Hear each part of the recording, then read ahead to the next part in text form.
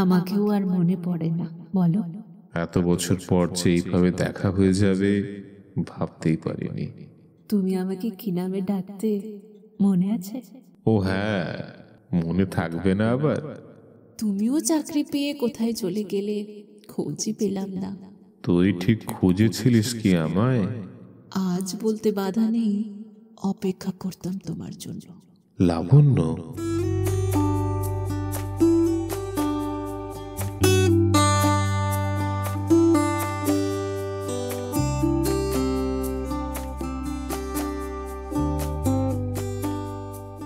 নমস্কার শ্রোতা বন্ধুরা, কেমন আছেন? গল্প কল্পদ্রুম চ্যানেলে আরও একটা নতুন গল্পে আপনাদেরকে জানাই স্বাগত। এতদিনে নিশ্চয়ই আমাদের চ্যানেলে ভিন্ন ভিন্ন স্বাদের অনেক গল্প শুনেছেন। আমরাও সেই গল্প শোনাতে পেরে আপনাদেরকে ভীষণ আনন্দিত। গল্পগুলো আপনারা আপনাদের পরিচিত বন্ধুবান্ধবদের মধ্যে শেয়ার করছেন তো? হ্যাঁ, আশা করি অবশ্যই করছেন। আর হ্যাঁ, সাবস্ক্রাইব করতে কিন্তু ভুলবেন না, একদম বিনামূল্যে। কিন্তু ভালো সুন্দর অনুগল্প শোনার জন্য সাবস্ক্রাইব করাটা কিন্তু মাস্ট। আর পারলে ইচ্ছে হলে বেল আইকনটাকেও একবার প্রেস করেই দেবেন, ঠিক আছে? তাহলে আসুন আজকের নতুন গল্পে আসা যাক।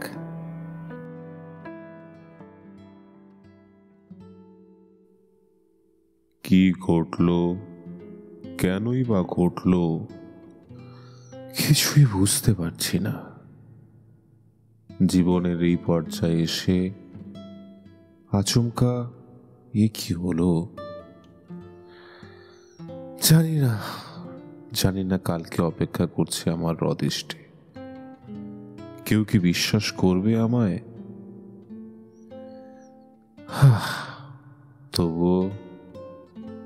তবুও মনের ভিতর কিছুটা সাহস এনে বলছি, এক্ষেত্রে বিশ্বাস করা বা না করা সম্পূর্ণ দায় আপনাদের উপর রইল। এই ষাটোর্ধ্ব বয়সে আমার জীবনে ঘটা আচমকা এক অদ্ভুত ঘটনার কথা আজ আপনাদের শোনাব। শুধুমাত্র নিজের মধ্যে বন্দি করে রাখলে এই স্মৃতি আমার মানসিক ভারসাম্যকে কুরে কুরে খেয়ে ফেলবে। না, আর ভনিতা না করে শুরু করি। আমার আদি বাসা মুর্শিদাবাদ। ছোটবেলা থেকে ওখানেই বড় হয়ে ওঠা। মুর্শিদাবাদ ছেড়ে কলকাতায় আসি কলেজে পড়তে এবং পরবর্তীতে কাজের সূত্রে। গিন্নি গত হয়েছেন বছর 4 আগে, সন্তানাদিও নেই। সুতরাং এখন আমি ঝাড়া হাত পা। আমার চরিত্রের আর একটা দিক হলো আমি খুবই শৃঙ্খলা পরায়ণ। নিজেই বলছি, কারণ একা পুরুষ বলে ছন্ন ছাড়া জীবন কাটানো বড়ই তিক্তকর বলে মনে হয়। অনেক শুভাকাঙ্ক্ষী আমাকে দ্বিতীয়বার বিয়ের প্রস্তাব দিলেও স্ত্রী বিরহে যেটুকু স্বাধীনতা পেয়েছি তা আর ছাড়বার ইচ্ছে বা আকাঙ্ক্ষা কোনোটাই হয়নি। বন্ধুরা কিছু জিজ্ঞেস করলেই বলি, এই তো দিব্যি চলে যাচ্ছে, একা আছি, একাই খাচ্ছি, এইটুকু সুখী বা কে পায়? কেউ তো আর সারা জীবন থাকবে না আমার সাথে।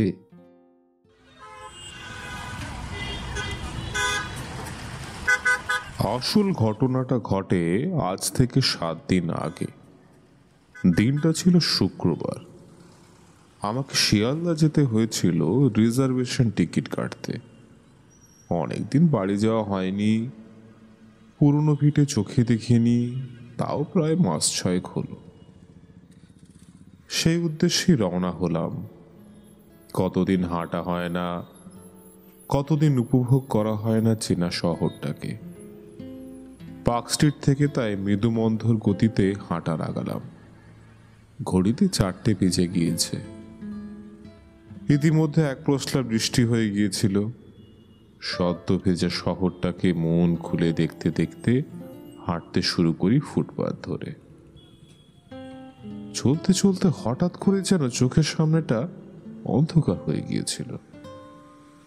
পড়েই যেতাম যদি না পেছন থেকে একটা হাত আমায় চট করে ধরে ফেলত।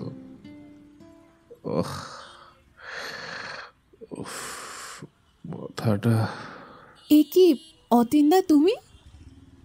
নিজেকে সামলে পেছন ফিরতেই দেখি অনেক দিনের পুরনো একটা মুখ। হ্যাঁ, এই মুখ তো আমি চিনি, খুব ভালোভাবেই চিনি। তুমি ঠিক আছো অতীনদা? বাবা, কতদিন পর। এই নাও, এই নাও, একটু জল খাও। ধরো।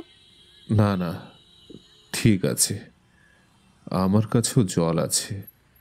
ওই মাথাটা একটু ঘুরে গিয়েছিল।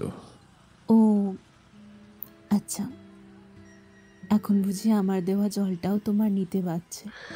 আরে না না, তা নয়, আসলে আমার কাছেও আছে, তাই আর নিলাম না। তা তুই এখানে কি করছিস? একা এসেছিস দেখছি, কোথায় যাবি? বাপ রে, এতগুলো প্রশ্ন একসাথে করলে সামলাবো কি করে? হ্যাঁ, যাই হোক, এসব বাদ দাও তো। আগে বলো, এখন ঠিক আছো?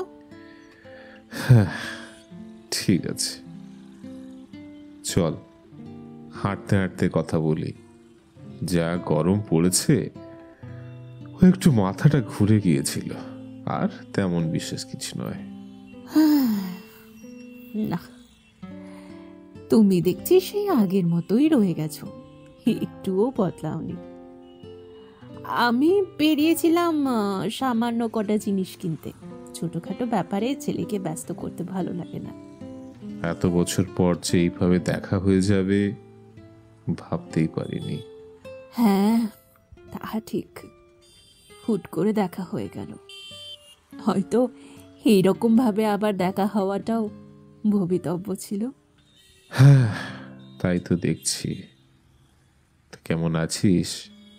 সত্যি বলতে কি, ভালো আছি এই কথাটা এখন আর ঠিক মানাই না গো। একটা ভরপুর সংসারে আমি না ওই ফেলে রাখা হাত পাখাটার মতো, যার অমনি কোনো দরকার নেই, যুগের সাথে মানিয়ে নেওয়ার তাড়া নেই, কিন্তু ওই আর কি, কারেন্ট চলে গেলে যার দরকার সবচেয়ে বেশি, তখন সে সবার কত আপন। অথচ দেখো, কারেন্ট থাকাকালীনও হাত পাখাটা ছিল, কিন্তু তার প্রতি কারোর টান ছিল না। তাই সংসারে আমার প্রতি সবার টান জন্মালে ভালো থাকে, আর না হলে ফেলনা। এই তো জীবন। ছাড়ো, বাদ দাও। তুমি কেমন আছো বলো? দেখলাম কথাগুলো বলতে বলতেও আকাশের দিকে তাকালো, হয়তো নিজের পরিস্থিতি ভেবেই একটু উদাস হলো। আমি বললাম, এই দিক থেকে আমি ভালো আছি, বউ চলে গেছে আর ছেলেপিলেও কেউ নেই, তাই নিজের সংসারে নিজেকে নিয়ে ব্যস্ত আছি, ভালো আছি। এইরকম ভাবে চলতে চলতে একদিন চলে যাব সবার অলক্ষ্যে। আমাকেও আর মনে পড়ে না বলো? না রে, তা নয়, আসলে সময়ের সাথে সাথে সবকিছুই ভুলে যেতে হয়, নইলে কষ্ট আরো বেড়ে যায়। থাক, বাদ দে ওসব কথা। তোর কি একটাই ছেলে? বিয়ে দিয়েছিস? হ্যাঁ, তা তো কবেই দিয়েছি। আমার এক নাতনিও আছে 3 বছরের। বাহ বাহ বাহ বাহ, সব নিয়ে তাহলে ভরপুর সংসার বল। হ্যাঁ, তা বটে। অতীনদা, তোমার মনে পড়ে আমাদের ছোটবেলার কথাগুলো? এই মনে আছে সেই আমাদের একসাথে ফুচকা খাওয়া, একসাথে চুটিয়ে দর কষাকষি করে বাজার করা, বৃষ্টিতে কাক ভেজার মতো ভেজা, আর তুমি আমাকে কি নামে ডাকতে মনে আছে? লেবু?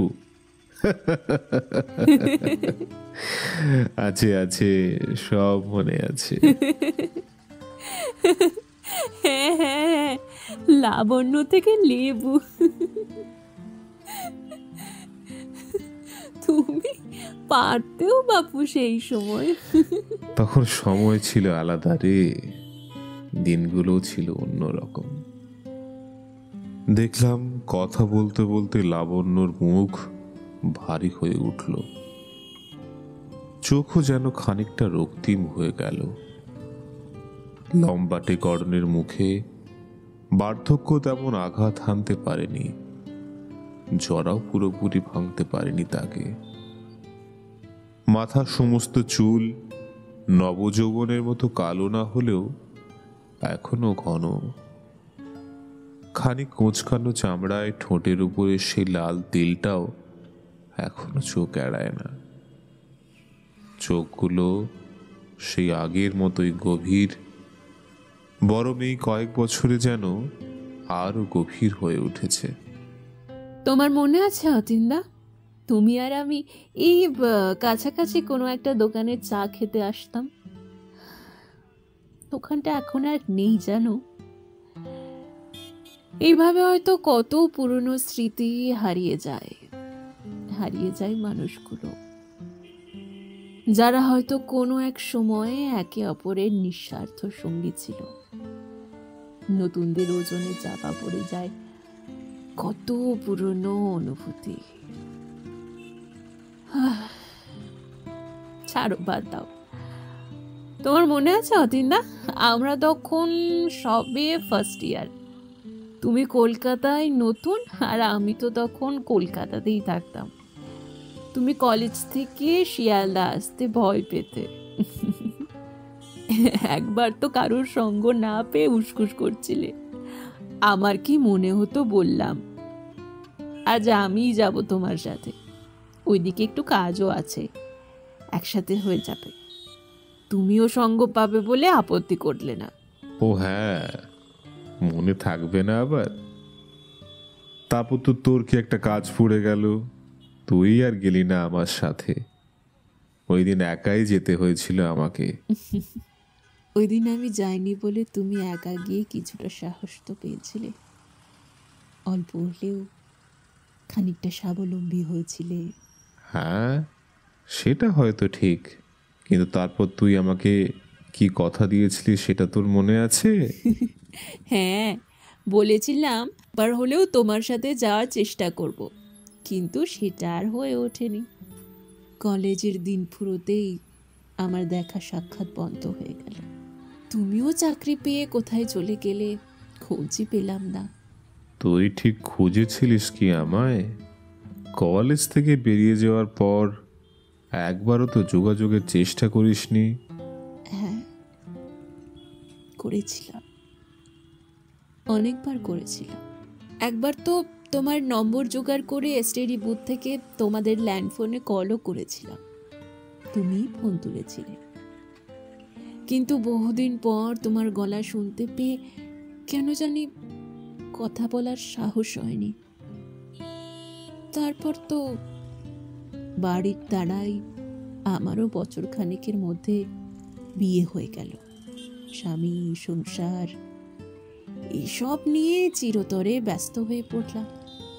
খুঁজেছিলাম তো আমিও, কিন্তু তোর ঠিকানা জানতাম না। কলেজের কতজনকে তোর ব্যাপারে জিজ্ঞাসা করেছিলাম, কেউ কোনো খোঁজই দিতে পারেনি। হয়তো ভগবানই চাননি যে আমরা দুজনে দুজনকে আবার খুঁজে পাই। সে সময় একটা বার বলতে পারতে যে আমাকে তোমার ভালো লাগে, তাহলে হয়তো আজকের এই দিনটা এরকম হতো না। তুমি আর আমি হয়তো আজ একসাথে। না রে, ওই সময় মনে অতটা সাহস হয়নি। আমি ভেবেছিলাম তুই হয়তো বুঝবি, ঠিক সামলে নিবি সবটা। কিন্তু তুইও তো।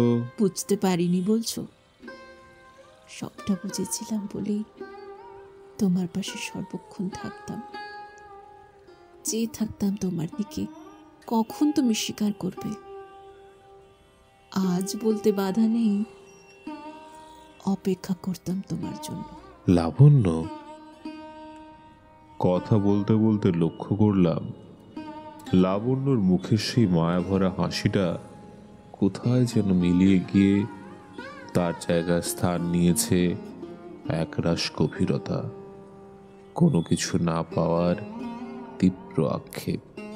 হ্যাঁ অতীন্দা, সেই অপেক্ষায় আজ অবধি তোমায় খুঁজে চলেছিলাম, কিন্তু তোমাকে খুঁজে পেতে বোধহয় বড্ড দেরি হয়ে গেল। এই দেখো অতীন্দা, আবার তোমাকে হারানোর সময় চলে এলো। রাস্তার দিক থেকে মাথা তুলে দেখলাম শিয়ালদা স্টেশনটা কখন যেন ঠিক সামনে চলে এসেছে। স্টেশনের উপরই বড় ঘড়িটা জানান দিচ্ছে এখন ঠিক বিকেল 5:30। লক্ষ্য করলাম লাবণ্যর অজান্তেই ওর গাল জলের পাতলা ধারায় ভিজে চিকচিক করছে। আলতোভাবে আমার হাতটা ধরেও বলে উঠল, ভগবান কিন্তু আমাদের অজান্তেই আজ আমার কাজটা ঠিক করিয়ে নিলেন। তোমাকে কথা দিয়েছিলাম না, কোনো না কোনো দিন তোমার সাথে শিয়ালদা আসবো। দেখো, আজ এত দিন পর সেই কথা রেখেছি আমি। হ্যাঁ, হয়তো সময়টা আলাদা, দিনটা আলাদা, কিন্তু প্রতিশ্রুতি ঠিক রক্ষা হয়েছে। লাবণ্য নিজের ব্যাগ থেকে কিছু একটা বের করে আমার দিকে এগিয়ে দিয়ে বলল, এই না অতীন্দা, এটা আমার ছেলের কার্ড। এতে ওর মোবাইল নম্বর আছে, এতে ফোন করলেই আমাকে পাবে। আমি তো আর ওসব ব্যবহার করতে পারি না, জানি না। তুমি ওকে ফোন করো, ও ওকে করলেই হবে। কার্ডটা ধরতে গিয়ে হাত ফসকে হঠাৎ রাস্তায় পড়ে গেল। তড়িঘড়ি সেটা তুলে নিতে নিতে বললাম, আর তোকে হারাবো না রে, কোনো বাঁধন ছাড়াই আজীবন মনে রেখে দেব। দেখলাম আমার কথা শুনে ও একটু মুচকি হেসে শূন্য চোখে তাকিয়ে থাকলো স্টেশনের দিকে। আনমনাভাবে কয়েক পা এগিয়ে গিয়েছিলাম। খেয়াল হতে পেছন ফিরে তাকিয়ে দেখি সে আর দাঁড়িয়ে নেই। আচমকায় যেন আশপাশে দ্রুত চলমান জনগণের ভিড়ে অদৃশ্য হয়ে গিয়েছে। বুঝলাম লাবণ্য হয়তো নিজের কান্না চেপে না রাখতে পেরেই দ্রুত ফিরে গিয়েছে। আর কি দেখা হবে কোনোদিনও, ঈশ্বরই জানে। প্রিয় শ্রোতা বন্ধু, এত দূর অব্দি শুনে আপনাদের সবার মনে হতেই পারে এটা স্রেফ একটা পাতি প্রেমের গল্প। ভাবছেন এতে আবার এমন কি আছে? এমন তো হামেশাই হচ্ছে। তাহলে বলি, এই কাহিনীর শেষ পর্বটুকু শোনা অবধি সবুর করুন, তাহলে সব পরিষ্কার হয়ে যাবে। লাবণ্যর সঙ্গে দেখা হওয়ার পর প্রায় 1 সপ্তাহ কেটে গিয়েছে। গতকাল সন্ধে আমার একবার মনে হলো লাবণ্যকে ফোন করে কটা কথা বলি।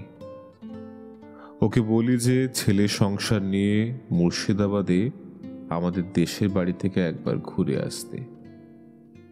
আমি না হয় আগে ভাগে সেখানে পৌঁছে ওদের জন্য সব ব্যবস্থা করে রাখবো। কদিন সবাই মিলে বেশ আনন্দে একসাথে কাটানো যাবে। এই সব ভেবে ওর ছেলের কার্ডটা বের করে নম্বর মিলিয়ে ফোন করলাম।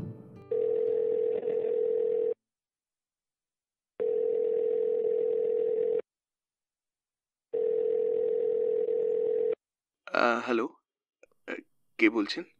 কয়েকবার রিং হওয়ার পর ওপাশ থেকে অপরিচিত এক পুরুষ কণ্ঠ শোনা গেল। অনুমান করলাম সেই লাবণ্যর ছেলে। হ্যালো, আমি অতীন, তোমার মায়ের একজন পুরনো বন্ধু। তুমি হয়তো আমাকে ঠিক চিনবে না। লাবণ্যর সাথে আমার সেই কলেজ থেকে বন্ধুত্ব। তুমি ওর ছেলের কথা বলছো তো? আচ্ছা, তোমার মাকে কি একবার ফোনটা দেওয়া যাবে? ওর সাথে কিছু কথা ছিল আমার। আমার কথা শেষ করতে না দিয়েই ছেলেটা প্রায় ফুঁপিয়ে উঠল। আপনি কি আপনি কি অতীন সেন বলছেন? মা প্রায়ই আপনার নাম করতেন। হ্যাঁ হ্যাঁ হ্যাঁ, আমি অতীন সেন। কিন্তু বাবা, কি হয়েছে বলো তো? তোমার গলার আওয়াজটা এইরকম শোনাচ্ছে কেন? তোমার মা কোথায় আছেন? ওনাকে বলো আমি ফোন করেছি। আপনি মনে হয় খবরটা এখনো পাননি কাকাবাবু। আমার মা নেই। কিছুদিন আগে হঠাৎ এক্সপায়ার করেছেন। কি? হে, কি বলছো? কবে হলো এইসব? এই তো কয়েকদিন আগে তোমার মায়ের সঙ্গে রাস্তায় দেখা হলো আমার। হ্যাঁ কাকাবাবু, মা ওই 1 সপ্তাহ হলো আমাদের ছেড়ে চলে গিয়েছেন। এই গত শুক্রবার। কি? শুক্রবার? কিন্তু কিন্তু সেই দিনই তো। কথাটা শোনার পর থেকেই কানে যেন তালা লেগে গিয়েছিল। তাও আবছা আবছা শুনতে পেলাম লাবণ্য ছেলে বলে চলেছে, পার্ক স্ট্রিটের রাস্তায় অ্যাক্সিডেন্ট হয়েছিল। দুপুরবেলা ওই 12টা নাগাদ মা একাই বেরিয়েছিলেন সেদিন। রাস্তা পার হওয়ার সময় সিগন্যাল ব্রেক করে একটা বাস আচমকা ধাক্কা মারে। সিভিয়ার ব্রেন ইনজুরি হয়েছিল, আর চিকিৎসার সামান্য সুযোগটুকুও পাওয়া যায়নি। Spot dead. ফোনটা রেখে দেওয়ার পরেও মাথাটা অনেকক্ষণ ঝিমঝিম করছিল। হে, কি শুনলাম? লাবণ্য ছেলে কি সত্যি কথা বলছে? আচ্ছা, শুক্রবার দুপুরবেলায় যদি লাবণ্যর অ্যাক্সিডেন্ট হয়, তাহলে সেই দিন বিকেলে কে আমাকে সঙ্গ দিয়ে শিয়ালদা স্টেশন পর্যন্ত গিয়েছিল? জনবহুল রাস্তা দিয়ে সারাটা পথ তবে কার সঙ্গে কথা বলতে বলতে হেঁটে গিয়েছিলাম? সবই কি কেবল আমার মানসিক ভ্রম? কিন্তু তাই বা হবে কেমন করে? লাবণ্য যে ওর নিজের হাতেই ওর ছেলের ফোন নাম্বার লেখা কার্ডটা দিয়েছিল, সেটা তো মিথ্যে হতে পারে না। আচ্ছা, কার্ডটা কি আমি সত্যি ওর হাত থেকে নিয়েছিলাম, নাকি রাস্তা থেকে কুড়িয়ে পেয়েছিলাম?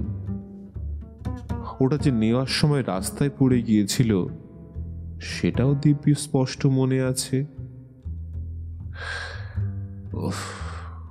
মাথাটা ভীষণ ভারী লাগছে এখনো।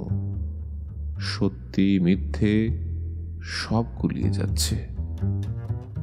শুধুমাত্র পুরনো প্রতিশ্রুতি রক্ষা করতে কেউ কি মরণের ওপার থেকেও ফিরে আসতে পারে?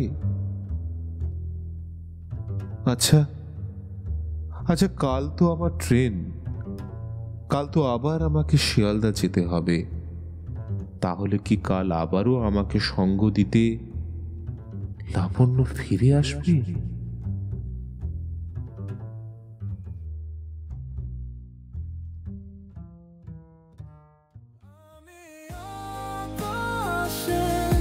খুঁজে ফিরে তোমার হাসি চমক, তোমার জন্য আজ মাহিদা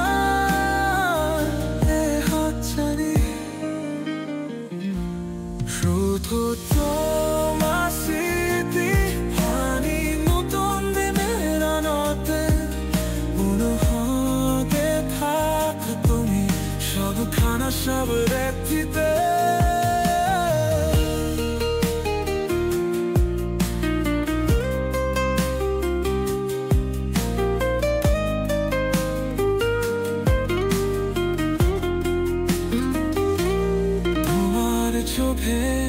চেহুনি মনের খাতি গহিনী আজ বরাবর সার জ্ঞান বোরের তারা মে তুম তো আনি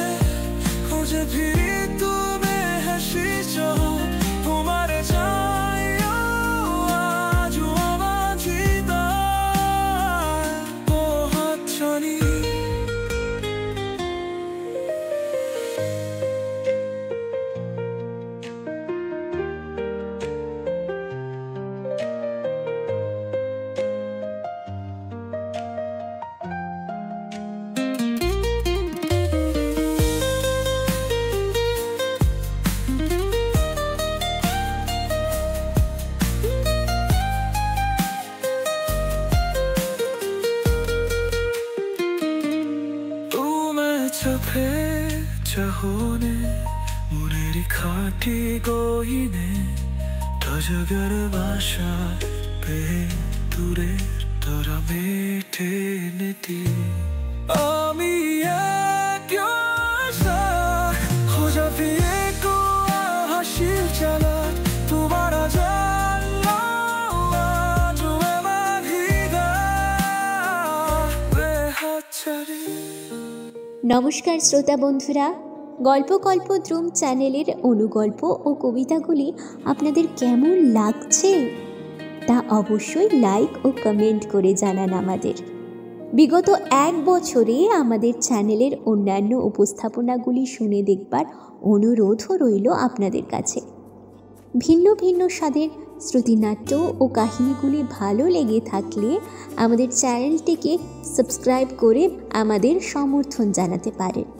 এছাড়া আপনি যদি আমাদের কোনো লেখা পাঠাতে চান কিংবা চ্যানেলে কণ্ঠশিল্পী হিসেবে যোগদান করতে চান, তাহলে ভিডিও ডেসক্রিপশনে দেওয়া ইমেল আইডিতে যোগাযোগ করতে পারেন। আপনাদের জীবনের কাহিনীও প্রেম এবং ভালোবাসায় পরিপূর্ণ হয়ে উঠুক এই কামনা করি। ভালো থাকুন, ভালোবাসায় থাকুন।